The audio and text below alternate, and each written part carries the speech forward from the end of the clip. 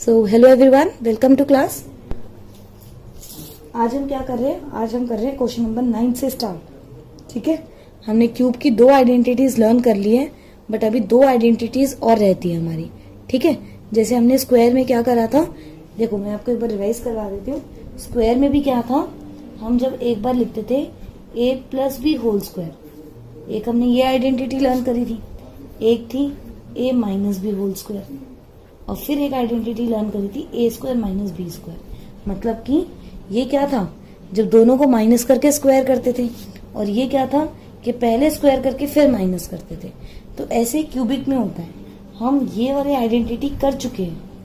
ठीक है, और अब हमें ये वाली आइडेंटिटी करनी है। ऐसी सेम फॉर प्लस कि हम ये आइडेंटिटी ये आइडेंटिटी कर चुके हैं, और अब हमें एक और कौन सी आइडेंटिटी करनी है, a cube plus b cube. I told you earlier also that with the reverse of operation, just ये जो एंड वाली दो आइडेंटिटी इनमें क्या है, क्यूब होके सम हो रहा है या क्यूब होके सब्ट्रैक्शन हो रही है, तो ऑब्वियसली आंसर जो है वो अलग आएगा। आंसर अलग आएगा तो आइडेंटिटी भी अलग होगी। तो पहले हम आइडेंटिटी सीख रहे हैं इसकी। अगर हमारे पास क्वेश्चन है a cube minus B cube, तो कैसे करेंगे? जैसे स्क्वायर वाली आइडेंटिटी होती है तो क्या करते हैं, एक बार प्लस करके लिख देते हैं, एक बार माइनस करके। बट इधर क्या होता है, जो इनके बीच का साइन है वही पहले इनके बीच में यहाँ पे लिख दो। फिर पहले एक बार फर्स्ट वाले टर्म का स्क्वायर, फिर सेकंड टर्म का स्क्वायर, और जो इनके बीच में साइन है उसका ऑपोजिट साइन यहाँ पर आता है। जैसे कि मैं आपको एक और चीज बताती हूँ, फिर आपको समझ में आएगा क्या डिफरेंस है। जैसे ये प्लस है तो पहला ब्रैकेट प्लस का आएगा, फिर ये तो स्क्वायर टर्म तो दोनों ऐसी ही आएंगी प्लस की, जो इनके बीच का साइन होता है उसका ऑपोजिट, तो ये माइनस एक भी आ जाएगा। ठीक है, मतलब जो इनके बीच का साइन है वो यहाँ पर होगा और उसका ऑपोजिट साइन ए बी का होगा। जो इनके बीच का साइन है वो यहाँ आएगा और उसका ऑपोजिट साइन यहाँ पर आएगा। ठीक है, तो ये इस हिसाब से हमने दो और आइडेंटिटी लर्न कर ली। अगर मैं नंबरिंग करूं तो इसके हिसाब से 4 हमने वहां पढ़ी थी, 5, 6, 7 ये मेरी 8th और 9th आइडेंटिटी है। ठीक है, चलो हम एक बार ऐसे डॉट लगा देते कि उसमें हमने बाकियों में भी नंबर नहीं लिखे हुए। तो आप इस हिसाब से इसको ध्यान रखें कि हमारी दो आइडेंटिटी और है। ठीक है, चलो क्वेश्चन करते हैं। अब इसमें क्या है, पहले जो 9th क्वेश्चन है उसमें इन्होंने प्रूव करने के लिए भी बोल रखा है कि प्रूव करके दो। तो हम पहले सेकंड आइडेंटिटी जो है हमारी वो हम प्रूव करके दे रहे हैं कि X cube minus Y cube अगर होता है तो ये किसके इक्वल होता है, X minus Y X square plus Y square plus X Y. ये तो मुझे पता है, मैंने आपको बता दिया। तो लेकिन प्रूफ कैसे करोगे? प्रूव करने के लिए क्या करो, इसको पहले RHS लिखो। जब RHS ये है तो RHS को मैं कैसे सॉल्व कर सकती हूँ, मैं इस x को सबसे मल्टीप्लाई करूँ तो क्या आएगा, x को जब मैं सबसे मल्टीप्लाई करूंगी X square plus Y square plus X Y, और जब मैं माइनस वाई को सबसे मल्टीप्लाई करूं X square plus Y square plus X Y.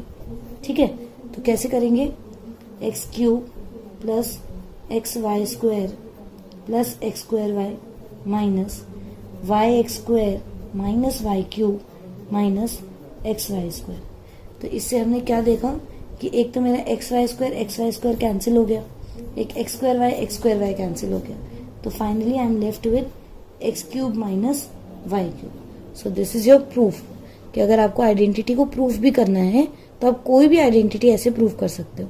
ठीक है, कोई और आइडेंटिटी है तो भी हम ऐसे प्रूफ कर सकते हैं। अब देखो, अगर इस पे बेस्ड क्वेश्चन आ जाए तो हमने माइनस वाले पे बेस्ड प्रूफ करा है, तो हम प्लस वाले के ऊपर बेस्ड क्वेश्चंस कर लेते हैं। ठीक है, तो क्वेश्चन कैसे करोगे आप? क्वेश्चन कैसे होगा हमारा, जैसे मान लो मैंने 10th क्वेश्चन का फर्स्ट पार्ट लिखा, this is 27y cube plus 125z cube. तो it's very clear, it is the cube of two terms that is 3y and 5z। तो हम इसको कैसे लिखेंगे, हम पहले एक बार एक ब्रैकेट में दोनों को प्लस करके लिख देंगे, और फिर एक बार 9y square 25z square minus AB, तो 15yz। बस वैल्यू पुट्टी तो करनी है, कोई बहुत ज्यादा बड़ी चीज थोड़ा है। ठीक है, अब देखो एक identity, I hope this is very clear, कुछ ज्यादा नहीं था इसमें, सिर्फ वैल्यू पुट करनी थी। आइडेंटिटी अगर आपको लर्न हो जाएगी तो ये कोई बहुत ज्यादा बड़ी चीज नहीं है। ठीक है, अब देखो मैं आपको क्यूबिक में ही एक आइडेंटिटी और करवा रही हूँ। वो आइडेंटिटी क्या है कि अगर कहीं पर आपके पास ऐसे लिखा हो कि पहले 3 टर्म्स का क्यूब है -3abc, अगर ऐसे लिखा हुआ हो तीनों टर्म्स का क्यूब -3abc, उसको आप कैसे लिखोगे? पहले आप एक ब्रैकेट बनाओगे जिसमें आप तीनों को प्लस करोगे, ठीक है। जैसे यहाँ पर आप 2 को प्लस करते थे, अब आप तीनों को प्लस करोगे। फिर आप एक ब्रैकेट बनाओगे, जैसे आप 2 का स्क्वायर करते थे, अब तीनों का स्क्वायर करोगे, ठीक है।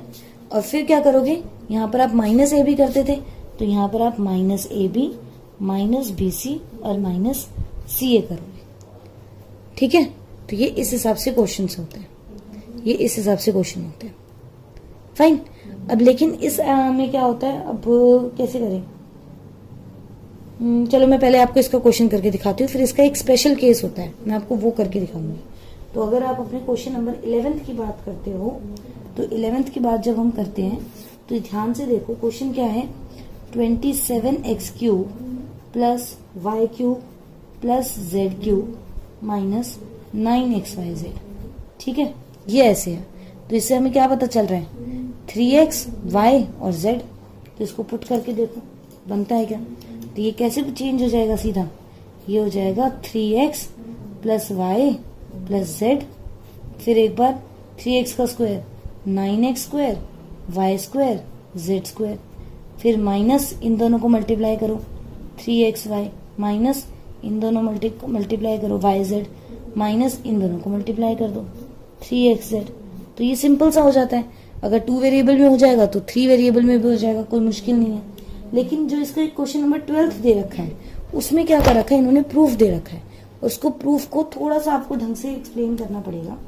जैसे कि मैं क्या कर रही हूँ, मैं इसको डायरेक्टली RHS लिख रही हूँ, ठीक है, क्योंकि लेंदी है, हमें स्टेप बाय स्टेप करना पड़ेगा। ये RHS इन्होंने हमें गिवन दे रखा है कि ये ऐसे है, फिर एक हमारे पास x माइनस वाई का whole square plus y minus z का whole square plus z minus x का होल स्क्वायर, ठीक है। ये इस हिसाब से हो जाता है। तो अब जब ये हो जाएगा तो हम क्या करें, हमें इसको बेसिकली जो मैंने अभी आपको अभी आइडेंटिटी करवाई है, हमें उसको प्रूफ करना है कि किस तरीके से होगा ये। तो हम क्या कर रहे हैं, हम इसको कन्वर्ट करेंगे। जैसे यहाँ पे हम पहले a माइनस बी के होल स्क्वायर की सारी आइडेंटिटी लगा देंगे। तो a माइनस बी के होल स्क्वायर की आइडेंटिटी कैसे लगेगी, इसमें x plus Y plus Z, तो ये हो जाएगा a square plus B square minus 2ab, ऐसी a square plus B square minus 2ab और a square plus B square minus 2ab। अब ध्यान से आप देखो तो 2 हमारे पास x स्क्वायर है, 2 हमारे पास x स्क्वायर है, 2 y स्क्वायर है और 2 ही z स्क्वायर है। और इनके आगे तो पहले से सबके आगे 2 2 है, तो मैं 2 कॉमन ले लूं इसमें से।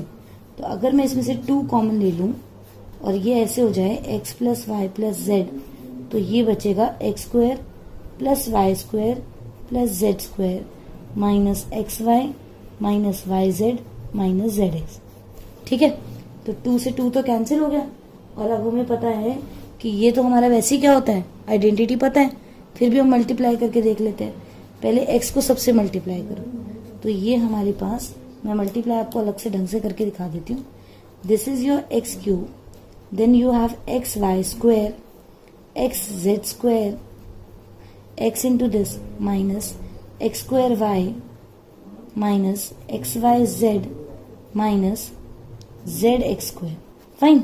लाइकवाइज y से, तो ये हो जाएगा Y X square Y cube Y Z square minus X Y square minus Y square Z minus X Y Z, ठीक है। ऐसे जेड से करो तो ये हो जाएगा एक्स स्क्वायर जेड फिर Y square Z plus Z cube minus X Y Z minus Y Z square और माइनस का जेड स्क्वायर एक्स। ये इस हिसाब से हो जाएगा। अब देखो कहाँ पे ये आप कैंसिल कर सकते हो, तो कहाँ पर कैंसिल कर रहे हो, एक्स जेड स्क्वायर ढूंढो, ठीक है। देखो मैं आपको ढंग से कैंसिल करके दिखाती हूँ। फाइन। तो ये हमारा क्या हो गया था, ये हमारी सारी की सारी टर्म्स जो है कैंसिल हो जाएगी। जैसे हमारे पास ये इससे एक्स वाई स्क्वायर कैंसिल हो जाएगा, एक्स स्क्वायर जेड से कैंसिल हो जाएगा। तो फाइनली हमारे पास क्या बच जाएगा, हमारे पास बचेंगे एक्स क्यूब वाई क्यूब और जेड क्यूब और माइनस में हमारे पास बच जाएगा ये 3 XYZ और एक XYZ और होगा हमारे पास, ठीक है। यहाँ वाले का XYZ बच गया हमारा, ये सॉरी ये XYZ रह गया था, ये थोड़ा कैंसिल हुआ था, तो ये हो जाएगा 3XYZ। तो इस तरीके से हम इस आइडेंटिटी का भी प्रूफ कर सकते हैं। लेकिन एक बात ध्यान से सुनो, इसमें क्या होता है, हमारे पास एक स्पेशल केस होता है। ये जो आइडेंटिटी है इसमें आपको एक स्पेशल केस ध्यान रखना है, क्योंकि ज्यादातर इसके जो क्वेश्चंस होते हैं वो इसके स्पेशल केस पे बेस्ड होते हैं। कैसे कि इस आइडेंटिटी में दोबारा लिखनी पड़ेगी हमें कि x³ + y³ + z³ अगर होता है कि माइनस का 3xyz, तो इसमें हमारे पास x + y + z होता है, ठीक है। x² + y² + z² minus xy minus yz minus zx। Identity तो हमें लर्न हो ही गई है। अब अगर किसी केस में हमारे पास ये x + y + z वाला केस जो 0 हो जाता है, तो क्या होता है, 0 इंटू में समथिंग इज 0। तो जब ये माइनस का 3xyz उधर जाता है तो ये प्लस का 3xyz होता है। मतलब कि जब मैं x³ + y³ + z³ लिखती हूँ, ठीक है, माइनस का 3xyz, तो 0 इंटू में अगर ब्रैकेट करती हूँ तो ये तो 0 हो जाता है। तो माइनस का 3xyz जब उधर का प्लस 3xyz होता है तो x³ + y³ + z³ ये किसके इक्वल हो जाता है, ये हमारा इक्वल हो जाता है 3xyz के। इसके अलावा भी अगर आपको एक ऐसे प्रूफ करना है तो हम इसको ऐसे भी कर सकते हैं, क्योंकि ये हमारा 0 है, एज x + y + z 0 है, तो हम इसको कैसे लिख सकते हैं, x + y - z, ठीक है।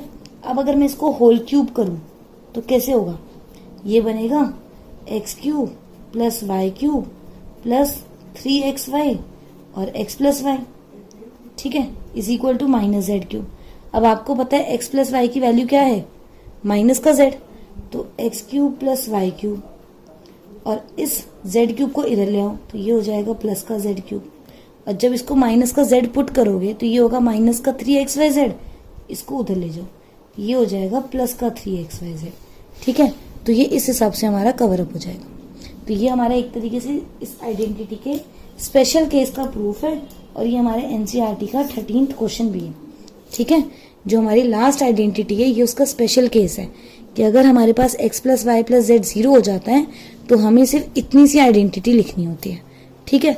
अब जैसे देखो इसको क्वेश्चंस में कैसे करते हैं, जो आपका 14th क्वेश्चन है उसमें इसी का एप्लीकेशन है। मुझे करना है -28 का क्यूब प्लस 28 का क्यूब -15 का क्यूब प्लस -13 का क्यूब, ठीक है। अब मैं या तो ऐसे करूं कि इन तीनों के क्यूब निकालूं, या फिर मैंने क्या करा, मैंने चेक करा तो मुझे पता चला कि as 28 plus -15 plus -13 is equal to 0। 28 - 15 is 13, 13 - 13 is 0. Therefore 28 cube plus -15 cube plus -13 cube is equal to 3 into 28 into -15 into -13। तो इसको जब मल्टीप्लाई करोगे तो ये हमारे पास क्या आ जाएगा, ये आ जाएगा हमारे पास 16380। तो इस तरीके से हमें इसका क्यूब करके प्लस माइनस करने की जरूरत नहीं पड़ी, डायरेक्टली हमने सिर्फ क्या कर लिया, हमने आइडेंटिटी की हेल्प से इसको जल्दी कर लिया, ठीक है। तो इस हिसाब से हमारी ये लास्ट आइडेंटिटी थी, खत्म हो चुकी है। फाइन। जो 15th क्वेश्चन है उसमें फिर से मिडिल टर्म स्प्लिटिंग है, ये तो आप कर ही लोगे। 15th क्वेश्चन हमारी मिडिल टर्म स्प्लिटिंग पे बेस्ड है, और जो 16th क्वेश्चन है हमारा उसमें कुछ भी नहीं है, उसमें हमें एक एक्सप्रेशन दे रखा है, जैसे 12ky², मैं आपको सेकंड पार्ट करके दिखा रही हूँ, 12ky² plus 8ky minus 20k, ठीक है। तो ये बोल रहे हैं कि ये एक वॉल्यूम का एक्सप्रेशन है, तो इसके डायमेंशंस बताओ, मतलब LBH बताओ। तो मैंने क्या करा, इसमें से कॉमन ले लिया। अब ध्यान से देखो, आपको 4k कॉमन मिल रहा है इसमें से, तो इधर बचा 3y², इधर बचा 2y, इधर बचा 5। तो जब आप इसकी भी मिडिल टर्म स्प्लिटिंग करोगे तो आपके पास दो आंसर आएंगे, that is y - 1 and 3y + 5। तो ये डायमेंशंस हो गए L into B into H, क्योंकि ये वॉल्यूम था। तो 3 डायमेंशन आ गए इसके, लेंथ, ब्रेड्थ, हाइट। फाइन। अगर किसी को मिडिल टर्म स्प्लिटिंग में अभी भी प्रॉब्लम है तो they can refer the video of middle term splitting. ठीक है, डिटेल वीडियो है जिसमें सिर्फ मिडिल टर्म स्प्लिटिंग के क्वेश्चन हैं। तो अगर किसी 9th 10th के बच्चे को दिक्कत है तो वो वीडियो देख सकता है। Fine. So with this we are done with our polynomials chapter of class 10th। और नेक्स्ट चैप्टर में हम और चैप्टर्स देखेंगे, नेक्स्ट वीडियो में हम और चैप्टर्स देखेंगे। ओके, बाय बाय, सी या।